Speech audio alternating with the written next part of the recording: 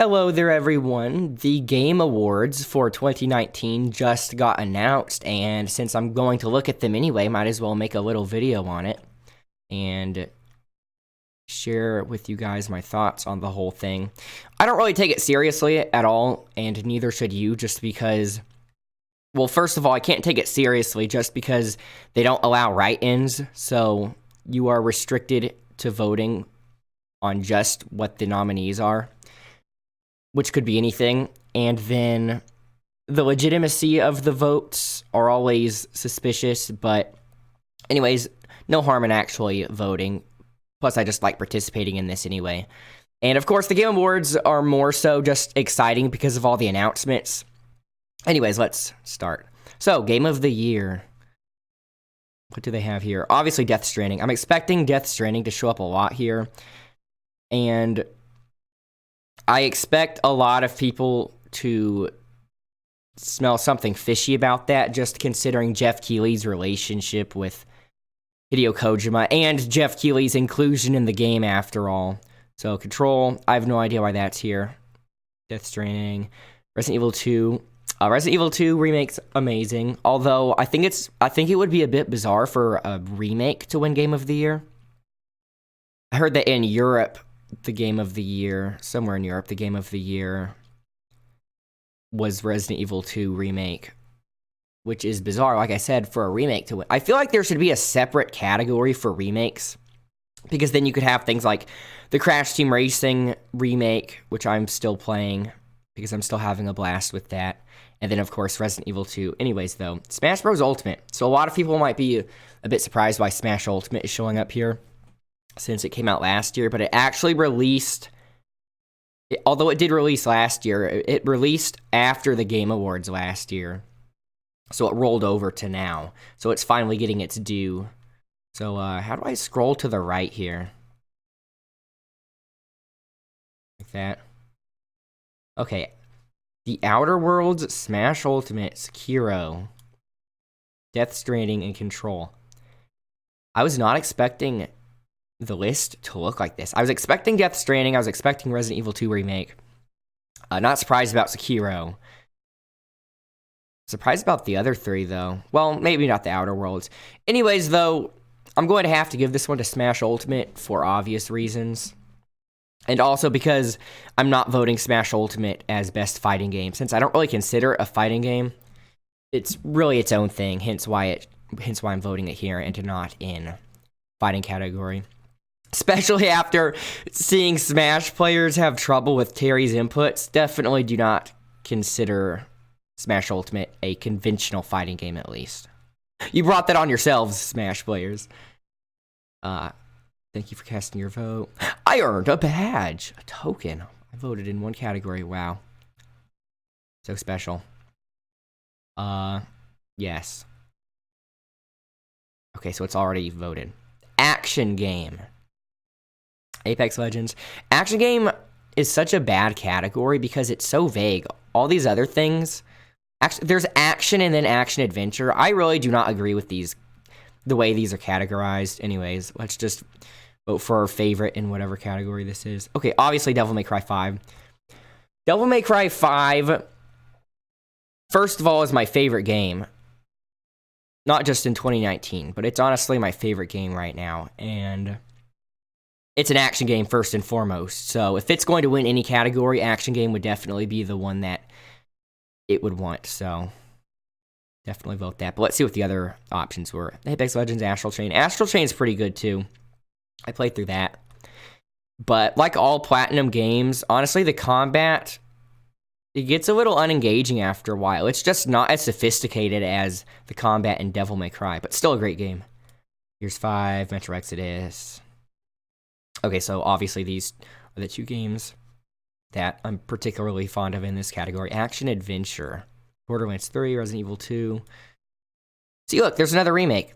There are plenty of remakes. There are enough remakes in 2019 to have its own category. Action Adventure game. Resident Evil 2 isn't really an adventure game, primarily. It's a survival horror action game, so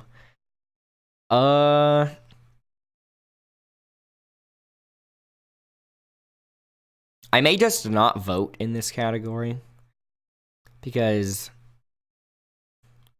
well, I'd be okay. I wouldn't be particularly unfond of any of these winning, except for Borderlands 3, because of the whole Gearbox striking down that YouTube channel. So I'll vote on something so that way it's not, because if Borderlands 3 wins, I'm going to think, man, I should have voted in there. Not that the votes count or anything, but still. Resident Evil 2, just because if I'm in a dilemma like this, I'll just vote for my favorite game in whatever category it may be. Art direction, okay. Control and Death Stranding, very bizarre to be here, considering they both go for hyper-realistic graphics. Don't really see how that's art. Well, I mean, it's art. It's a hyper-realistic art, but when I think of an art direction category, I think of very experimental things like Grease, for example, right here. I have no idea what that is. Hero. I'm going to have to give it to Link's Awakening Remake, just because that has an actual... Grease and Link's Awakening are the two things here. Well, maybe this, I have no idea what that is, but these are the two games with actual art styles that I'm aware of. And, of course, I have to give that to Link's Awakening. Audio design. So this isn't just music, I'm assuming. This is everything else.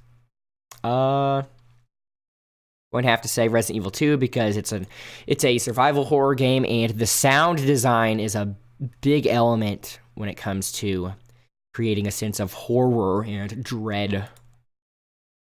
So that would definitely be what a horror game should strive for. So it would be cool if RE2 won audio design. Community support. So we're voting on the community and not the game. I don't play any of these, but you know what? I have some Twitch viewers that play Final Fantasy XIV, and I like Final Fantasy in general, and everyone that I've talked to from there seems really nice, so I'm going to vote for that just because. Content Creator of the Year. Oh, easy. Tanuki Tale. Where is this? Oh, it looks like they forgot to put me on here, so I guess I'll vote for... literally the only person I know here is Shroud, but I'm not particularly allegiant to any one person here, so I'm just going to not vote on that category. I actually have not been following esports for like the past year outside of fighting games. I used to follow League of Legends esports, but not recently. Sports event. EVO was pretty exciting, honestly. I liked watching the Soul Calibur finals. Those were pretty hype, so EVO. Even though this is really just basically pick your favorite esports category. Esports game of the year. Pretty much what you'd expect.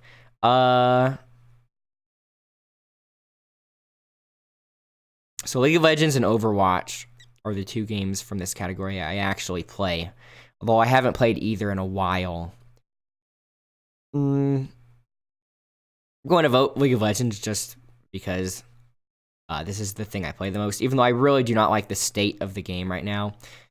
I really do like the design of the game and the game in general, but since the past couple of years, it really does feel like the updates they're giving the game are purely for the sake of change and not actually for the sake of making the game better. It feels as if they have no end goal in mind.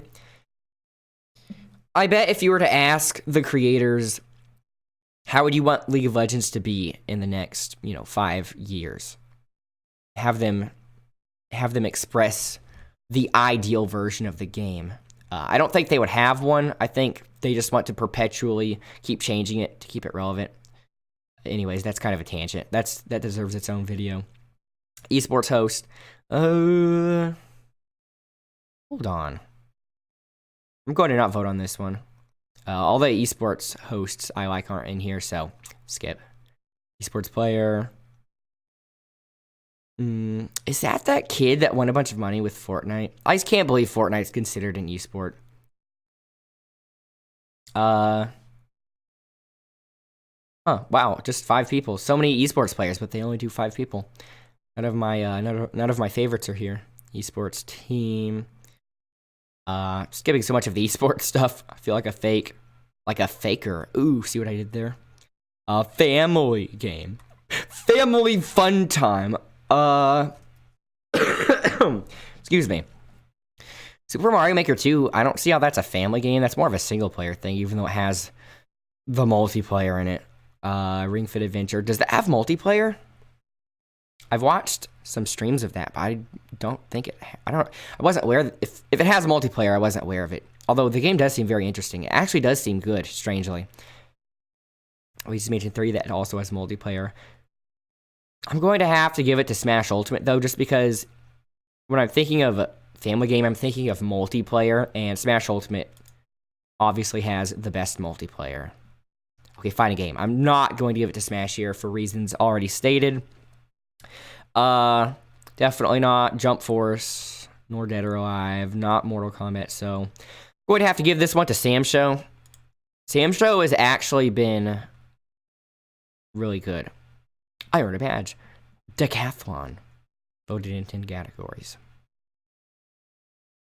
So, I got the Season Pass for free just by pre-ordering the game, which is sure to win some favor with your fan base, which it did.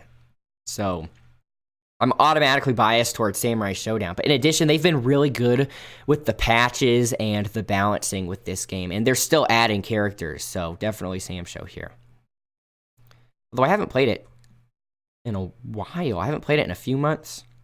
Should get back into that. I'm definitely going to get back into it when they add Wong Fu. I think that's his name.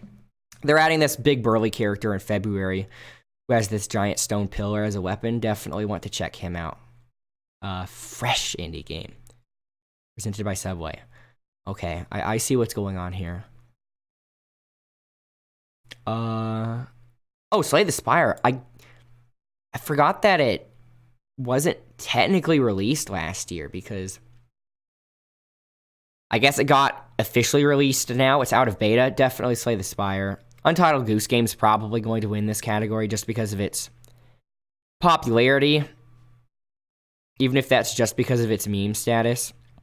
My friend Pedro is pretty good too, but Slay the Spire is actually really cool. If you don't know what it is, it's a PvE card game roguelike.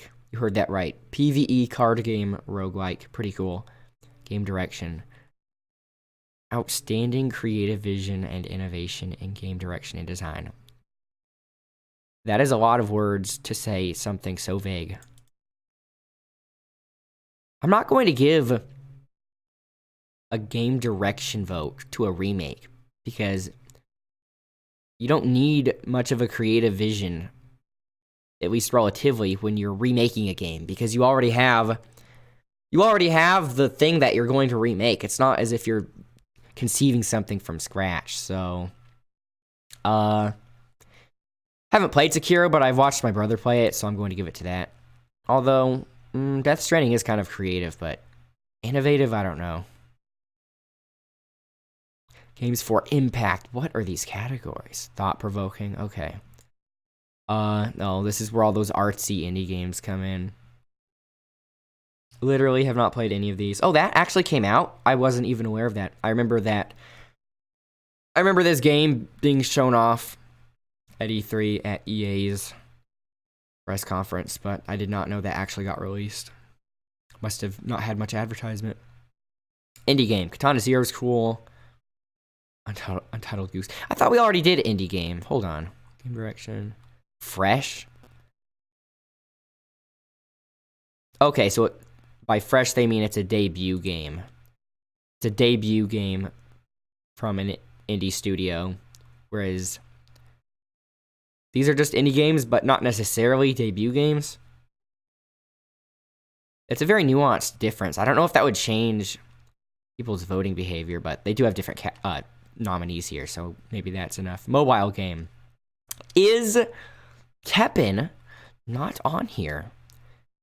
Thought for sure it would be. Teppen's the only game I've played on my phone in so long. I'm not a casual mobile gamer, so the fact that Teppen actually made me play a game on my phone definitely secured its vote from me, but it's not even here for some reason, so skip. Multiplayer game. Tetris 99. I'd like to vote for Tetris 99, but it feels weird voting for a game that's years and years old. All they did was add multiplayer. But none of these other games are really as interesting, so I would have to give that to Tetris, even though the design of Tetris obviously did not come out in 2019. Narrative. Okay, so this must be story stuff. Storytelling? I haven't seen much of Outer Worlds yet. I really would like to. Especially just because it's Obsidian. I could see myself... I think it would be likely that I would vote for this if I have seen more of it. So I'm going to skip this for now. Ongoing. I'll give this one to Final Fantasy XIV too, because that Nier Automata expansion looks really cool. And even if I don't play Final Fantasy XIV, I've at least enjoyed it to an extent because they released that song. They released the collaboration song between, well, collaboration's one word for it, crossover song. It's the song that goes along with the crossover event between Nier Automata and Final Fantasy XIV. It's Final Fantasy music mixed with a track from Nier Automata. It sounds really cool. You should look it up and listen. Performance. Okay. Outer Worlds, Control, Gears 5, Death Stranding. Yeah, I would imagine that there would be more than one Death Stranding character here. Would have to give that to Norman Fetus. Whether the story's good or not, you have to admit the cinematography, the shots, the acting, all very good. RPG. Oh. Definitely Iceborne. Although that reminds me, there should be a best expansion category. In which case, Iceborne better be on there. Yeah, I still need to do that Resident Evil 2 event in Iceborne, but Monster Hunter World has been amazing since its release, and that has not slowed down, especially since the Iceborne expansion, which is basically a whole other game's worth of content. It's kind of weird calling it DLC when it's basically a new game. Score and music. Okay, here's music. Yes, okay. DMC5 is my game of the year, and although it's not a nominee for Game of the Year, if it's not going to win Best Action Game, music would definitely be good, because I'm still jamming out to Devil Trigger, and the sound...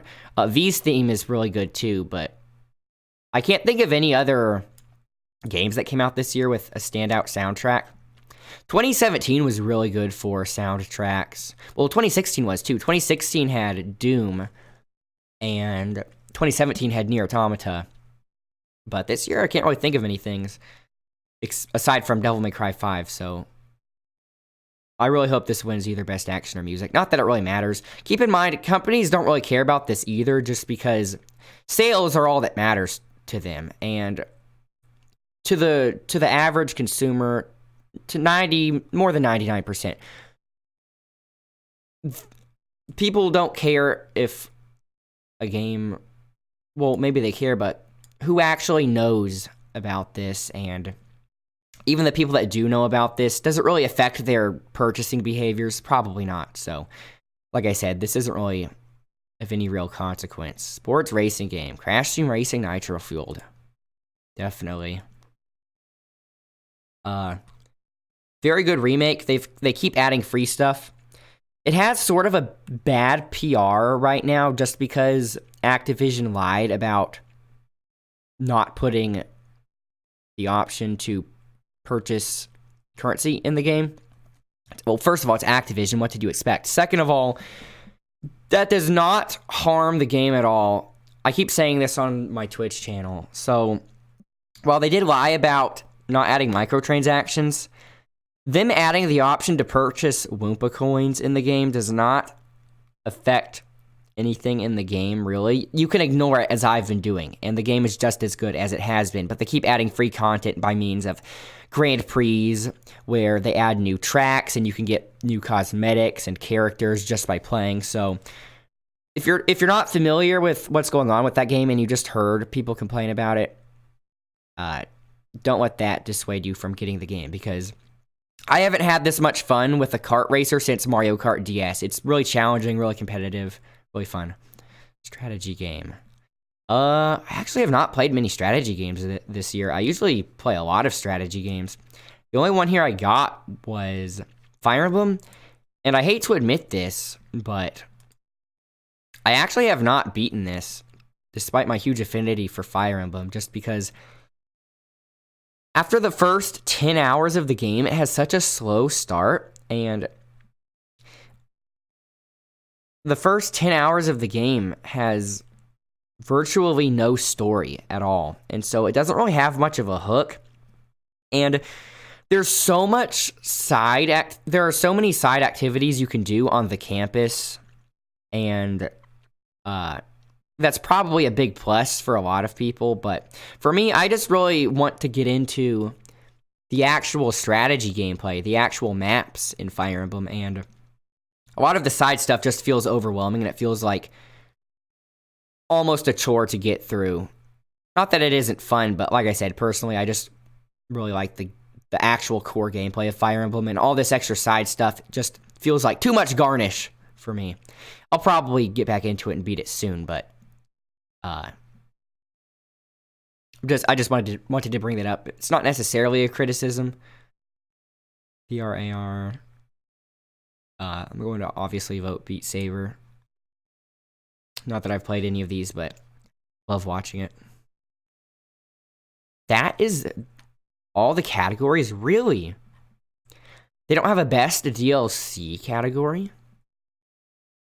Did I miss that? I thought for sure there was a best expansion category. Maybe they took that off. Anyways, let's review.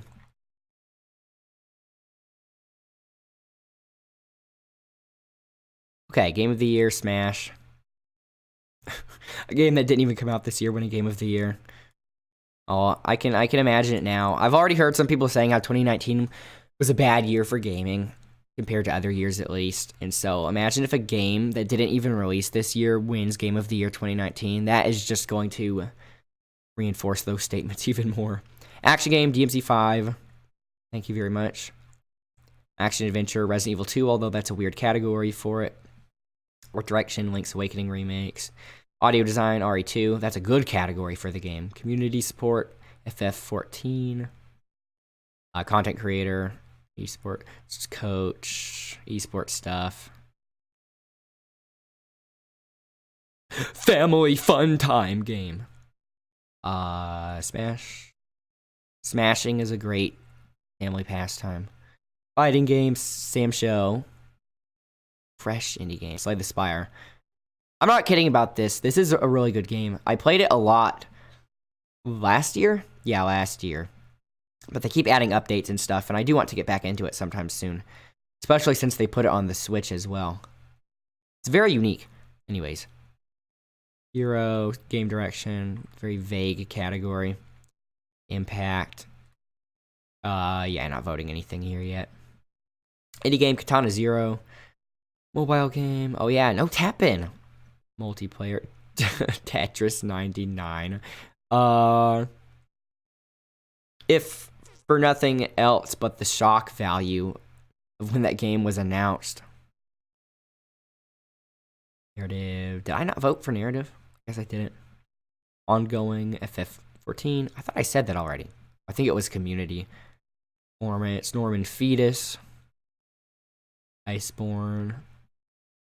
Iceborne deserves all the attention it can get. Score music. DMC5, Devil Trigger, obviously. And CTR. Oh, that's not it. Strategy game. Fire Emblem. Beat Saber. Okay, so yeah, that was the list of nominees for Game Awards 2019. Do share your thoughts in the comments. Don't want to be one of those people that asks other people's voting habits. That's not polite. That's rude. But of course, if you want to share what you voted for in the comments, go ahead and like I've said before, the list of nominees being very restricted is always weird to me, and you can just go ahead and share your thoughts on the whole Game Awards event anyway. Oh, also, predictions for announcements at the Game Awards. Go ahead and shoot for predictions, because I will be either live streaming the Game Awards so I can watch it with viewers, or I may just record it off stream and then upload it to YouTube. But either way, the Game Awards should have announcements as usual, and that should be exciting. And I'm going to leave it on something while I'm doing the outro. Might as well leave it on Game of the Year itself. So yeah, thanks everyone for watching, and I will see you later.